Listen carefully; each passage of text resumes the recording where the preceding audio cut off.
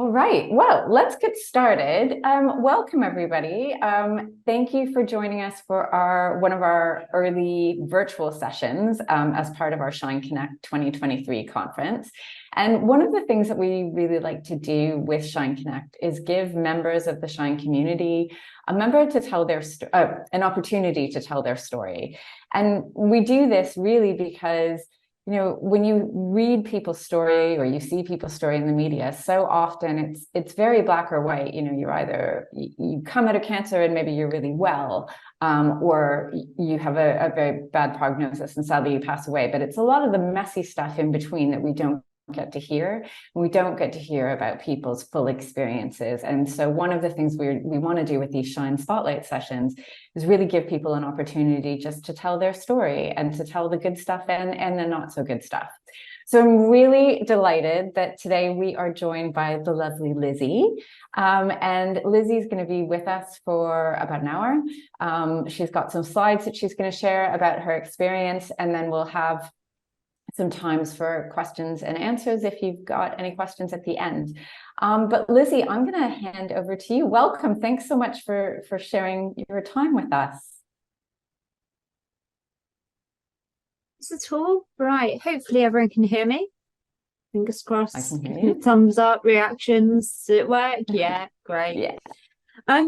Hi there. So I'm Lizzy. I became involved with Shine, I think, in January.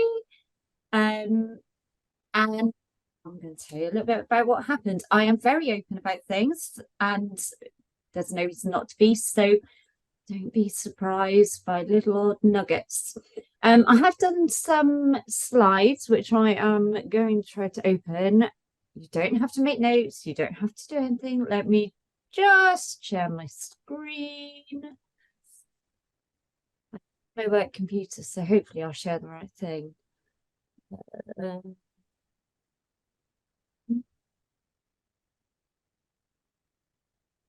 Right, from the beginning. Right, I think, a huge apology. Can everyone see my screen? I can see it. Does that work? Yeah, looks great. Yeah, I can see a good thumbs up there. Right, so apologies for the Margaret Thatcher reference. I resorted to my quotation dictionary. Love a good quotation, make me feel better. And I just feel very apt for my own situation currently. You might have to fire to battle more than once to win it. And when I know people don't like the word battle when it comes to cancer, but for me, it's not necessarily just about that. It is about battling kind of your emotions, battling with other people, battling with professionals, and hopefully, as we move on, you'll understand why I felt that was really pertinent. She says, hoping that this works. Okay, so a little bit about me. Trying to hide my toolbar. So who am I? And originally, I was thinking, well, what do people see me as? And at the moment, when you're kind of seeing all of these different professionals, you just feel a bit of a number. You feel like you're like the bull, the piggy in the middle. And I don't know a lot. I'm not a scientist. I've put there, what am I? I'm a lawyer. I don't know anything about numbers. I don't do anything other than words, really. I'm a runner. I've been, I've got parents, I've got a partner. All of these little things are who I am. But I think it's very easy for that to be forgotten. So my story, very kind of brief outline. You've got a few pictures there, rather unfortunate ones. So life pre, I guess, 2020, when things started going wrong for me. You've got me and my parents. You've got me running up mountains in Wales, going to Monaco. Yes, that is me sledging in snow with shorts and a vest on. It was pretty warm that day. I ran the London Marathon, loved it. Probably wouldn't do it again. I remember the pain afterwards being so horrific. Paddleboarded, to get the idea that I'm kind of quite fit and active and don't sit still. And I think my cancer journey kind of reflects that as well. Someone once said to me that I don't do anything, slowly, everything's 100 miles an hour. And as I keep kind of having that like light-hearted, cynical approach, I always say I couldn't just get, a stomach ache. No, I go straight and do the full thing. Let's get bowel cancer. So 2020, the one at the bottom, it's me and my dad mucking around. That was February 2020. My cousin got married, everything was okay, and then on it went a bit pear-shaped. So in early May 2020, my dad died a week after he was diagnosed with cancer. Yes, he was 80 at that point, but he was also extremely fit. It's totally, completely crackers. Would go out on his road bike for like 2 hours a day. He'd walked 7 miles the weekend before. It was just mental how quickly things happened in lockdown. And I was really quite hit by it badly. So that has remained a factor for me because it has been so recent. We weren't able to process things in the way that you normally process grief. And there is some irony to this because there were other things going on. So I've put there, you have COVID isolation, I'd have lost my dad, and my dad was very much like the more emotional parent. I'm also, as I say, I'm really open. I've had a long-term eating disorder. Had been coping, and then when dad died, everything went off tracks. So I ended up in hospital and various other things. It was getting back to normal. It was getting better. I had started bereavement counselling in August of last year. This is a little bit of timeline. I started saying things weren't great. I was having some, bowel problems, feeling sick. I do have regular blood tests. I have them every week. Nothing flagged up until April, when I was a bit anemic, but that's not unusual for me. I did have an iron fusion rather than taking tablets at that point because that was the recommended approach from my eating disorder consultant. I also had mentioned to her, having spoken to various GPs about the fact that I felt that things just weren't right. I knew my body. GPs had all said, oh no, it's dehydration, you don't drink enough, it's related to your eating. The consultant kind of went, no, I don't think so, I want them to look at it. And that was in April. Nothing really happened until kind of June. And then in July I was on holiday saying, book an appointment with the doctor, it's not urgent. Well, that's always the famous last, isn't it? So came home from holiday, absolutely fine. But the doctor said, well, you've got a bit of inflammation in your, testing, and I want you to I'm going to refer you to gastroenterology. And from there, we went off quite happily because she thought it was Crohn's and poodled along. And this is where I've had good and bad experiences, and I'm sure that's the same for everyone. And this is partly where the battle comes up for me. So my first experience was truly terrible. I went in, male consultant, didn't introduce himself. They knew I was really anxious. But he, at the end of it, said, well, do you want to tell me now or do you want to wait for your partner? And I said, my partner is outside. And 2 hours later, he appeared. We'd been asking, I'd been really getting quite twitchy, walking up and down, doing that thing of, sighing and crying and being told by nursing staff that I had to stop crying because I'd upset other people. We were kicked out of a room, or would have been had my partner not put his foot down. So about 6:05, this consultant walks in. He says, I found a significant growth. You need an urgent MRI scan and CT scan. And with that, he walked out. And that was all we knew.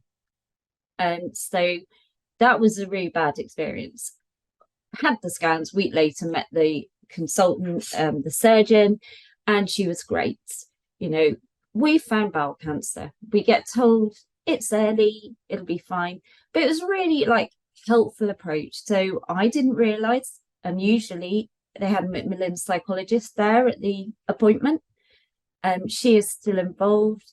The surgeon was really lovely, explained everything, and I felt really supported. They had a multi-professionals meeting, and everyone talked to each other, knew what was going on, which is kind of the ideal working. I should also add that I actually work in health and social care. So one of the unfortunate things when it comes to working with health professionals is that I know the processes and I understand what should be done and how things should work. So I do question things. So that was a really positive experience. And they kind of made adjustments for me for things that I could manage. If anyone has ever had colonoscopy, you will be traumatized and haunted by the bowel prep forever and a day. I can't be about that one. It's vile. Launched into a bit of a roller coaster. Suddenly, I've gone from this person that's only ever, I think, had antibiotics once or twice to having major surgery, having to tell my boss that having only returned to work in January of last year, I'm going off again. We were told surgery will be fine. That's all you need. And actually, after the surgery, you've got spread to lymph nodes. You've got to have chemo. So we went down that route, carrying on. It's fine. It's fine. And it went all through to kind of April time-ish. There were good bits. There were bad bits. Bits I can laugh about, black sense of humour. And at the end, in May, saw the consultant. Yep, all good. Hopefully never see you again. So off I toddled, really, thinking, great, all right, time to get back to work. I had a few issues. I'm sure other people have experienced it. I had really bad eye infection over Easter. I had a few other bits. And generally, I was okay, but I was just beginning to feel like a bit tired, and it is what it is. So I'm kind of going, something's still not right. I'm still not satisfied. I don't know. I can't put my finger on it. And for me, it's been kind of straight on to the next rise. And I've said that thought, and I don't know whether I'm the only one. Hopefully not. What have I done to upset someone? Why is everything going like really wrong for me? I was still off work at that point. The next slide, graphic images, come to the warning, because this is where, for me, the real battle has recently started again. And it is totally random. I will click. If you don't want to look, don't have to. The first picture, which hopefully you might be able to see my mouse, top left-hand corner. I was doing ballet one night. One of my chemo epic moments was, I'm going to take up adult ballet. So I did. Looked down at my foot on a Monday night and I was a bit red, tiny little bit on each ankle bone. And as you move to the right along the top, you can see what happens. And this is over a period of like 4 weeks. And then moving to the bottom, it gets worse and worse, going back from right to left on the bottom. That was actually a chemo-triggered autoimmune hyperphotosensitivity, which apparently is like 30 in a million or something, really, really random and rare, and it did really hurt. Set this again. So this is happening. I've still got some kind of bowel issues. I'm still not feeling comfortable. And I go to the GP, and I am very fortunate. I'm one of those people that has the most amazing GP practices. And they've been really helpful. Because of this, they do loads of testing. They find something called MGUS, which is some protein thing. Don't quite understand it, but apparently it creates higher risk of lymphoma or something. I was absolutely assured that is nothing to do with what's happened, totally separate. But one of the tests I asked them to do, having been asked by the CNS team, was to do a CEA tumour marker test. Unfortunately, the CNS team, having asked for it, didn't actually check the results. So that was done in beginning of June. And at the beginning of August, I found out that my CA level at that point had been 5 when it should be 3 or under. So I actually went to the GP and said, that's a bit high. You know, I know the CNS has said it's fine, don't worry, but I'm worried. Can you recheck it? And so they did. And it came back. I had a sudden phone call from another GP saying, I'm really concerned it's gone up to 14. We need to do something. But, you know, still trying to remain calm. It's fine. Go off for a CT scan on a Sunday. And then in my wisdom, we go to go 8. Because what do you do when you're terrified? You go and terrify yourself a bit more by throwing yourself out of trees and screaming a lot and then laughing at your other half. That was on Sunday. You know, when the phone rings on Monday morning and they say, come in tomorrow, it's never going to be good news. Unfortunately, I was also told, come in tomorrow, but I don't know what you're coming in for. So I just did that. Can I just pull the duvet over my head thing? I don't want to be there.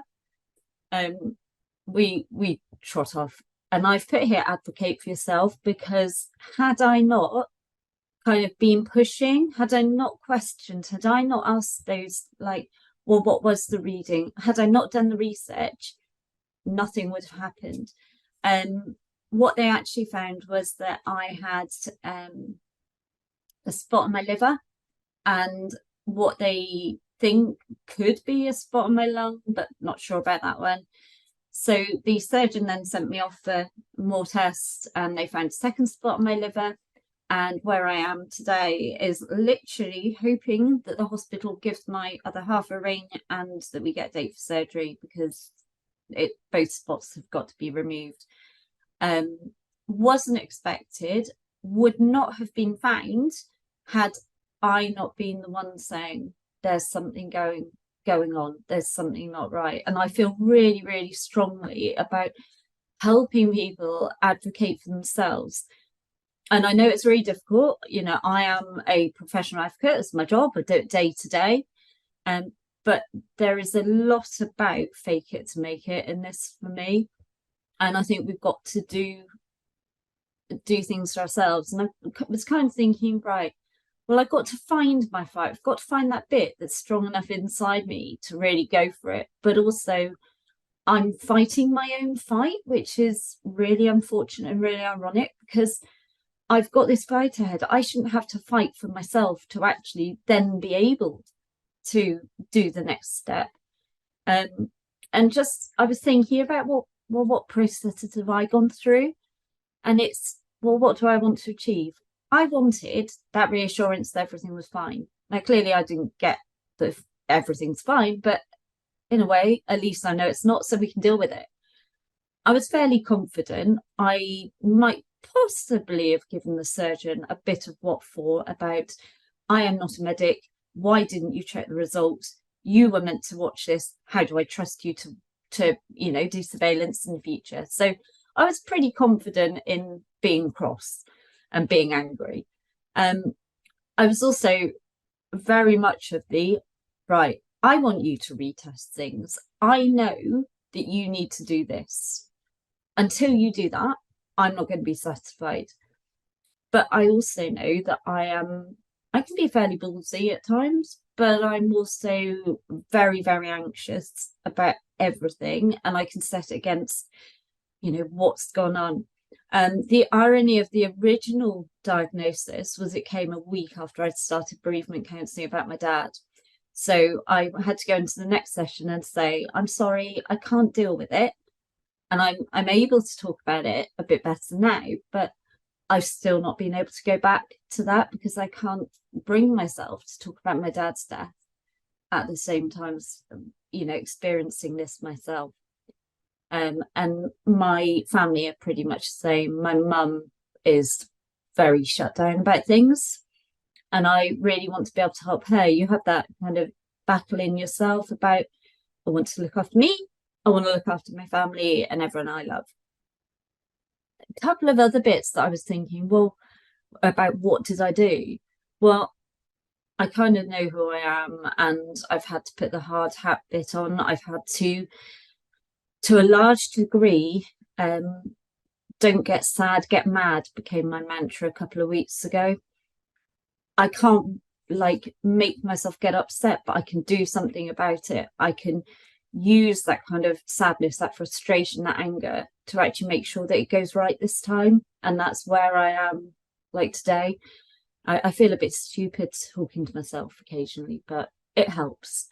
I'd done a bit of research. I kind of knew my rights anyway. I did ask around. I've got a lot of phone friends that I tend to use.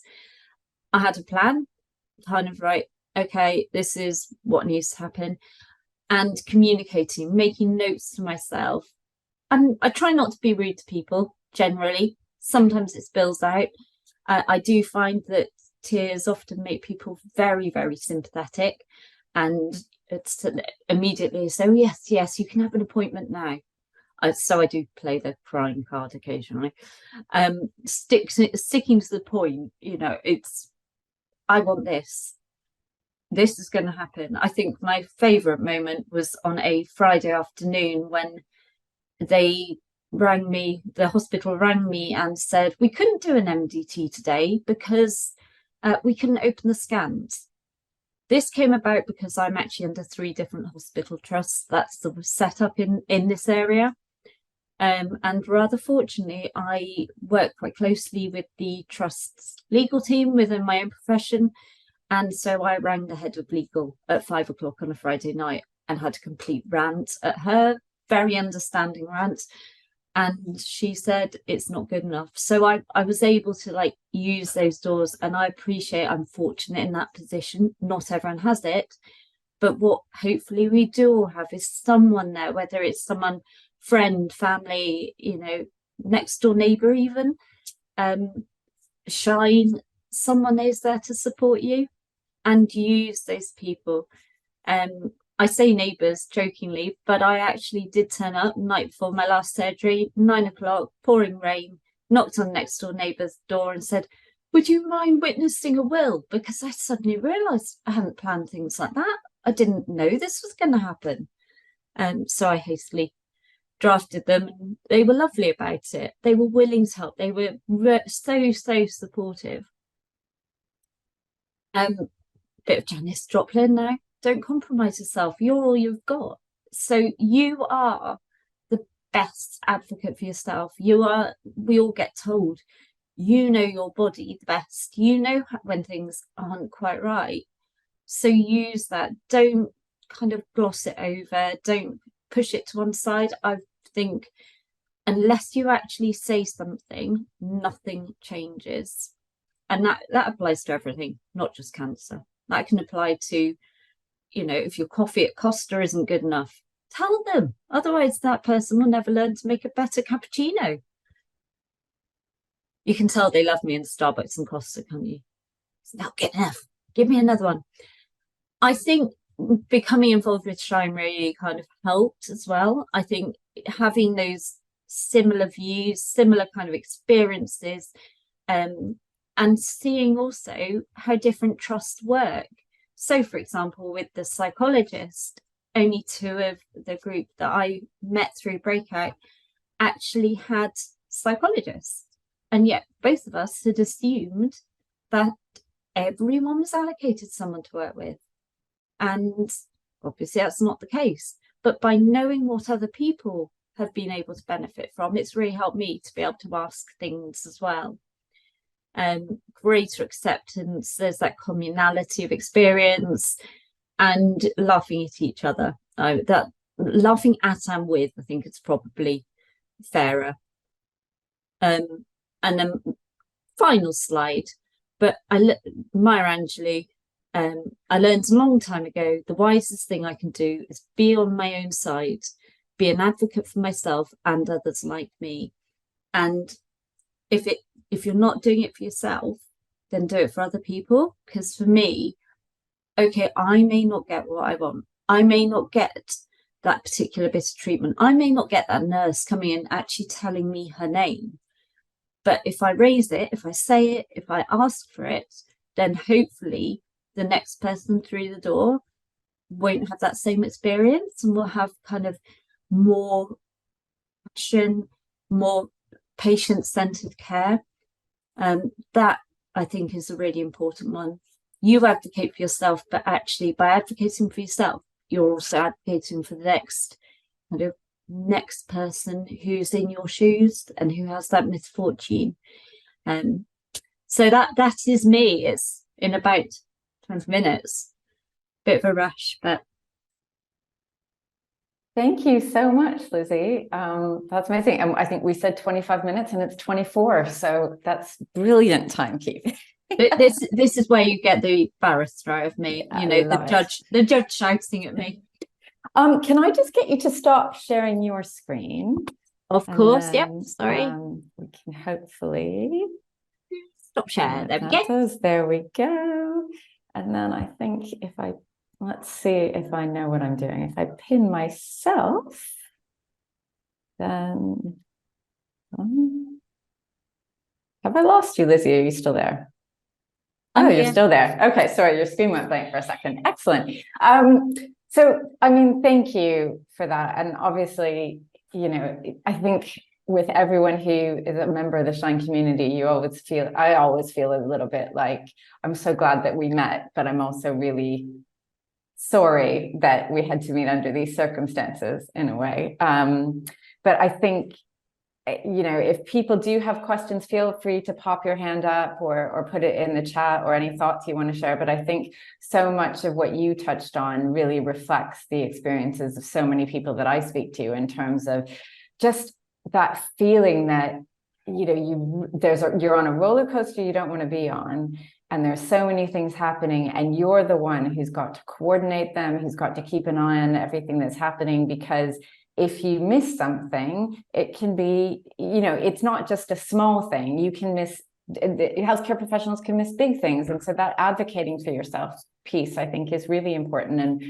And I think increasingly over the past few years, more and more people have sort of said that to us at Shine, you know, how do I advocate for myself? So I know you touched on a few sort of things that you've learned, but I guess if someone was coming in fresh to this experience and you had to give them a few thoughts on how they could advocate for yourself, what would be a couple of things you would tell someone who's relatively new?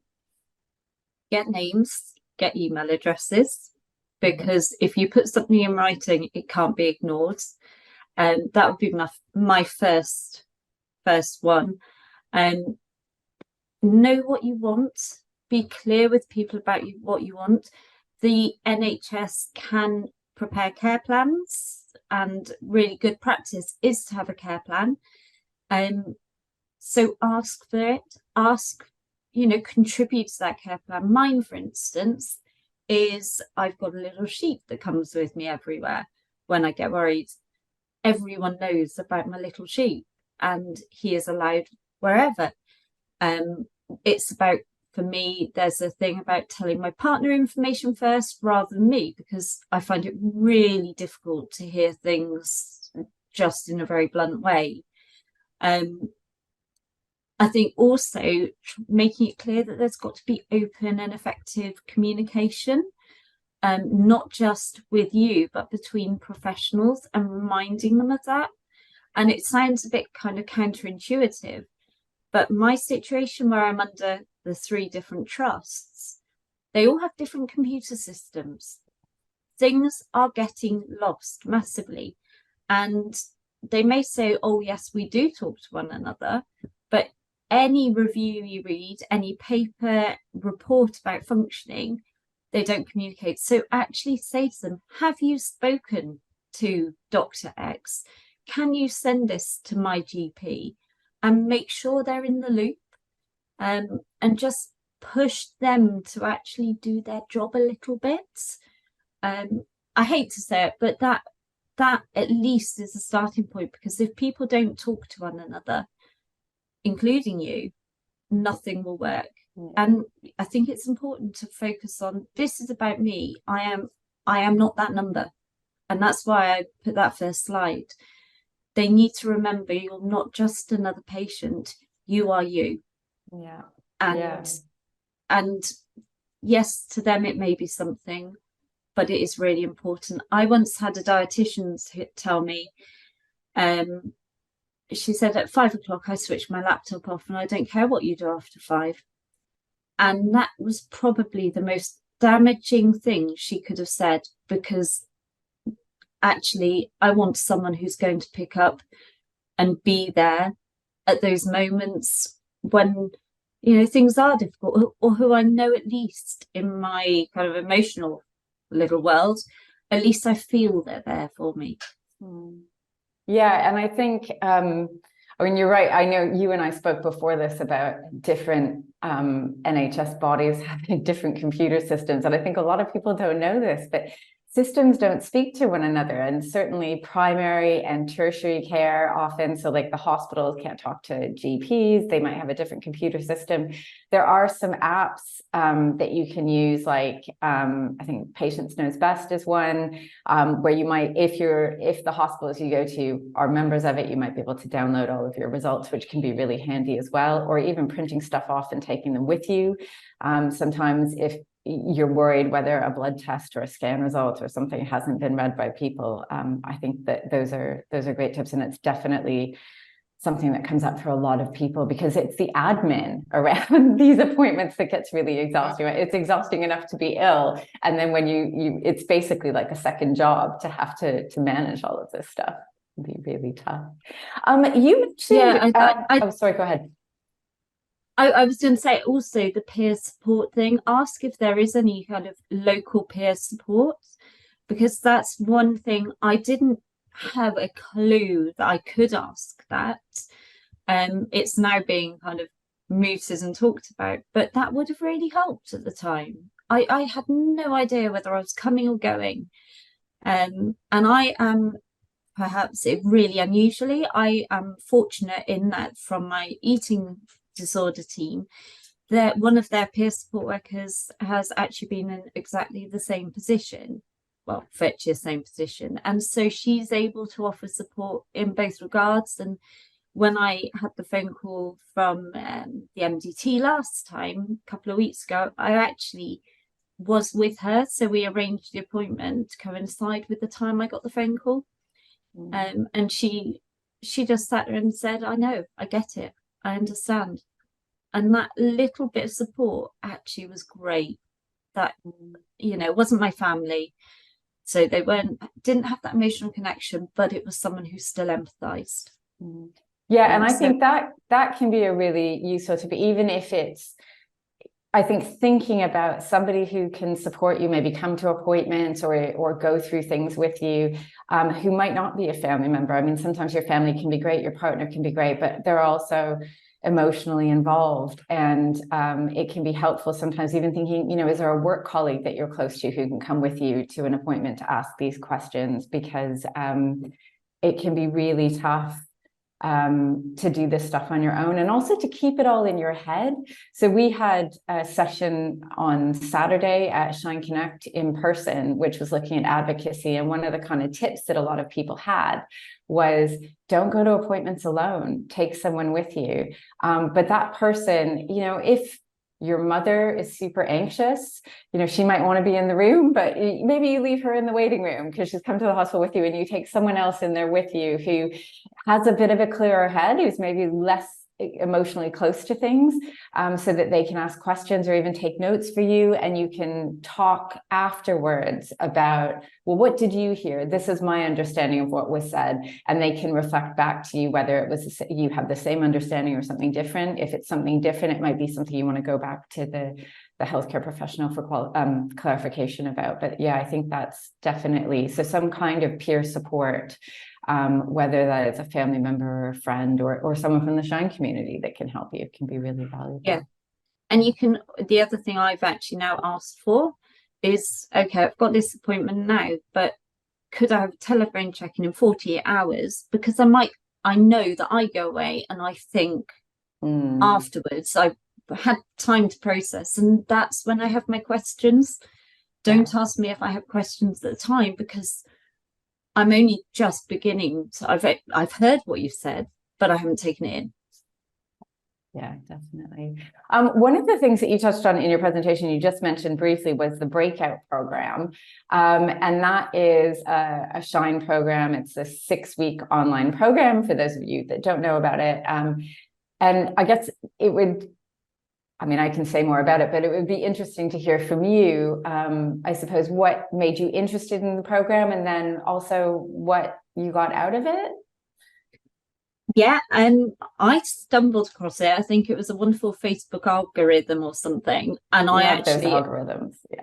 I'll be honest, totally cynical. I thought, what's this out for? And I was a bit kind of like, this isn't real. This is a bit odd. Anyway, I decided to be brave again. And this isn't actually usually like me. I am the least spontaneous person you can imagine. Everything has to be planned. It's the antithesis to kind of what you experience with, I think, cancer diagnosis. I like control. But I thought, okay, right, I'm going to press the button. I don't have to go through with it. And then I spoke to Claire, and we started this group in January, and I 110% trust all of those people that I met through Breakout. Tatum actually facilitated our group, and it was great working through the different stages of how can I be compassionate to myself? Actually, how do I understand this? How can I manage the uncertainty of not just the future, but the uncertainty of now, the uncertainty of tomorrow? Even in my current situation, am I going to be, able to do stuff next weekend? Can I book something in the diary? Learning to live with that, get other people's ideas, and to actually feel that people understand. I mean, within our group, our poor mothers were berated no end. It was always the mums. The mums didn't quite know how to react, said the wrong thing. But just being able to say that out loud in a totally safe environment was fantastic. And I wholly praise, everyone at Shine, because that environment was so safe that people were able to share information, which even in my kind of professional capacity, I was amazed that they did share. And I think that speaks volumes. But every time I came away from, it's a 2-hour session, it's quite long, but I came away with extra energy and extra kind of drive, and it was great. I mean, my group was we were planning to meet up in November, and I've put the kibosh on that one by waiting for surgery again. But it really was so fulfilling and so supportive. And we haven't paid you to say any of this, which is amazing. I know. I'll send the invoice in later, though. Yeah. So but it was honestly the best thing that I have done. And it was a complete game changer for me in where I've been and where I'm coming from. I wouldn't normally be able to sit and say to people, I've had inpatient admissions for an eating disorder, but I was able to say it in that group, and I can say it now, because actually that is part of who I am. And I think no one should really be ashamed of having a cancer diagnosis. Well, actually, why should that be any different? The fact I had a pre-existing health condition was what people blamed, and why they took an easy route for, oh, you're fine. But having that safety, and that safety is still there. We're still all in touch with one another. Photos of holidays, finding the good things now, as well as the, tough stuff. It's been great. No, that's amazing. And if anyone is watching this or listening, we do have that program running at a regular on a regular basis, kind of 4 or 5 times a year. So check out our website because we've always got applications open. So if you've just missed the next round, you can apply for one in the future, and we'd love to see you. I just wanted to ask another question about uncertainty, because you said that, and I know that's a topic that we discuss in the breakout program, living with uncertainty. And obviously you've had your fair share with your sort of initial diagnosis. And then I know that sort of looking at, future surgery or things that might be going on right now also makes the future really uncertain. And if someone was watching this back and thinking, yeah, I'm in a really uncertain place, I mean, how do you cope with that? And I'm not assuming you've got all the answers. I just always think it's interesting to know how other people cope with that kind of stuff, because it's something that I think it is one of the most difficult things about living with cancer. Yeah, I think I would agree. I think it's the anxiety spawns uncertainty, and the uncertainty leads to greater anxiety as well. So you become in a bit of a spiraling situation. I would definitely recommend having some good pillows to scream into and throwing across the room. That does genuinely help. I've found little distractions really helpful. Going outside at the moment, for some reason, I love leaves. Going outside and clearing leaves, or just treading on them, hearing them like crisp, and being outside helps.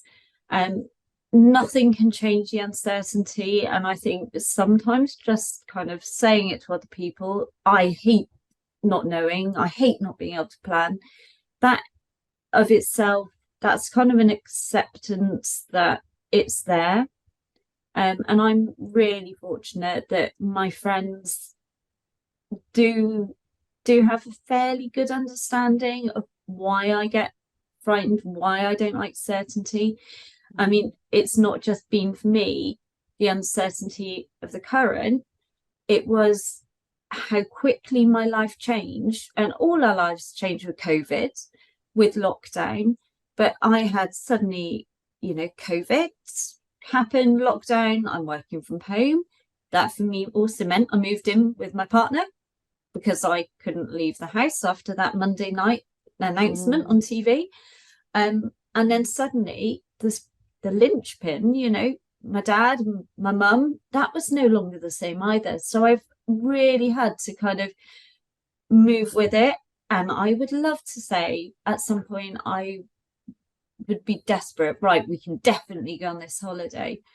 But the more it's happening, the more kind of desensitized I've become. And it is horrible. It doesn't take away from the fear, but just thinking, I can't change it. And my don't get sad, get mad. And do you think bring out that fire? Because you said that you're not a spontaneous person, but do you think living with the uncertainty has made you more spontaneous, maybe? Because when you're having a good moment or a good day, you're like, right, okay, I'll do this now, because you don't know kind of what might happen. 100%. And also saying about the peer support previously, that also came from a friend who I met when I was having some hospital treatment before. And she decided this was the year she was going to do everything. And she decided she was going to do roller derby skating. So we made a pact with each other that we were just going to do it. So I just did ballet. I decided to do like the Go Ape thing. I told my partner 4 days after I agreed that we'd go for a weekend in the Lake District that we were going. And he was like, oh, okay. I am not a camper. And I was like, right, we're going to Shine Camp. We're doing it. And all of those things, actually, they take confidence to do, but they gave me real confidence as well about there are little bits you can control. There are little bits of certainty that you can give yourself. And that certainty is so important. And because it brings hopefully it brings good positive memories and moments amongst the slightly rougher bits.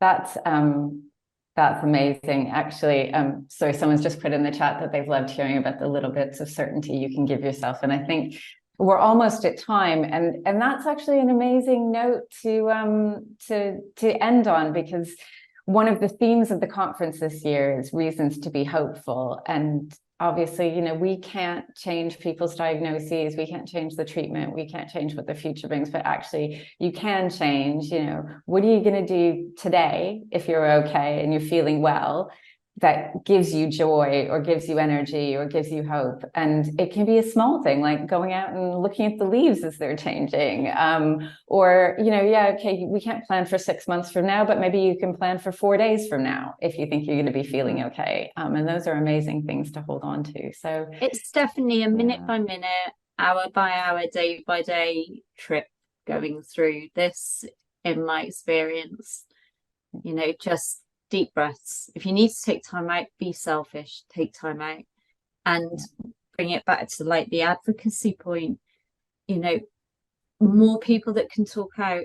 If it's just made one of my friends or one of my connections think about something, then that's something to be positive about. You've made a difference to that person's life potentially. And so that's something you like to feel proud of, because there is so much learning that we can all do and gain from negatives as well as positives in life. Well, and Lizzy, you should be proud of yourself for doing this today, because this is amazing. So thank you so much for this. We're sending you all of our love and good vibes for, you know, what's coming next. But hopefully you can get out in the leaves and enjoy them while they're changing as well. And if anyone wants to get in touch with Lizzy or get in touch with us, just drop us a line at hi@shinecancersupport.org. And we will see you soon. Thanks so much, everyone, for joining us.